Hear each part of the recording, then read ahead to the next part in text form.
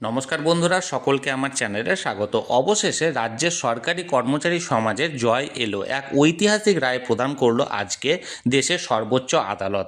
দীর্ঘ কয়েক বছর ধরে যে মহাসংগ্রাম চালিয়ে আসছিল রাজ্যের বিভিন্ন কর্মচারী সংগঠন, আজকে সেই মহাসংগ্রাম পূর্ণতা পেল।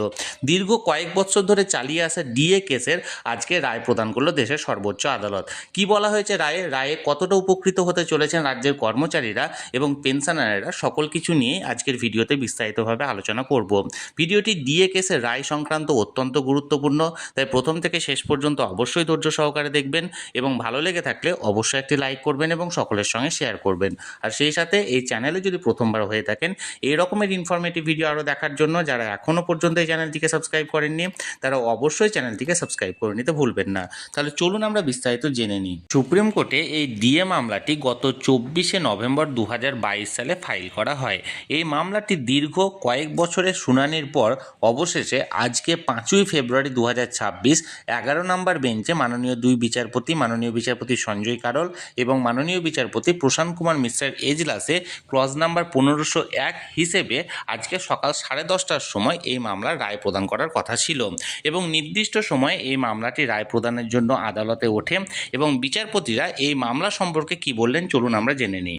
ডিএ কেস সংক্রান্ত মোট 13টি প্রশ্নের উত্তর দিয়ে আজকের বিচারপতি দুইজন আজকের এই ডিএ ভার্ডিক্ট শুরু করেন এবং শুরুতেই বলেন, যেহেতু 2025 সালের যে মে মাসে একটি অন্তর্বর্তীকালীন নির্দেশ দেওয়া হয়েছিল যে সমস্ত কর্মচারীদের 25% ডিএ বা ডিএর যে অ্যালাউন্সেস আছে সেটাকে পেমেন্ট করার এরিয়ার হিসাবে, কিন্তু সেটা সেই সময় রাজ্য সরকার প্রদান করেনি। তাই এই 25% ডিআরএস অ্যালাউন্সের যে এরিয়াটা আছে সেটা ইমিডিয়েট প্রদান করতে হবে সমস্ত সরকারি কর্মচারী বা অবসরপ্রাপ্ত কর্মচারী যারা আছেন প্রত্যেককে, এবং এই 25% ডিআরএস অ্যালাউন্সটি আগামী 31শে মার্চের মধ্যে প্রদান করতে হবে।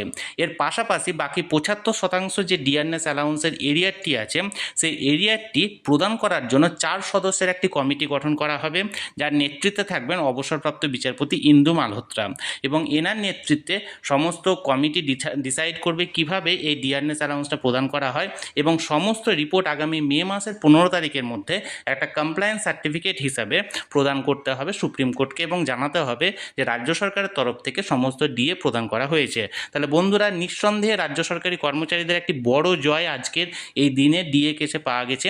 বন্ধুরা, আমি সবসময় চোখ রেখেছি যে কোনো আপডেট আসা মাত্র তৎক্ষণাৎ সেটা আপনাদের সঙ্গে জানিয়ে দেওয়া হবে, তাই যারা এখনও পর্যন্ত এই চ্যানেলটির সঙ্গে যুক্ত হয়নি তারা অবশ্যই চ্যানেলটিকে সাবস্ক্রাইব করে চ্যানেলটির সঙ্গে যুক্ত হয়ে যান। আর আজকের এই ডিএ কেসের জয় অর্থাৎ সরকারি কর্মচারীদের জয়টিকে এই ভিডিওটিকে আরও বেশি বেশি করে শেয়ার করুন, যাতে সমস্ত সরকারি কর্মচারী এবং পেনশনারদের জন্য এই খবরটি আনন্দের স্রোত বয়ে নিয়ে আসে। তাহলে বন্ধুরা, ভালো থাকবেন, সুস্থ থাকবেন আর চ্যানেলটিকে সাবস্ক্রাইব করে রাখুন। আমি যে কোনো আপডেট পাওয়া মাত্র তৎক্ষণাৎ সেটা ভিডিওর মাধ্যমে এই চ্যানেলের মধ্যে আমি আপলোড করে দেব।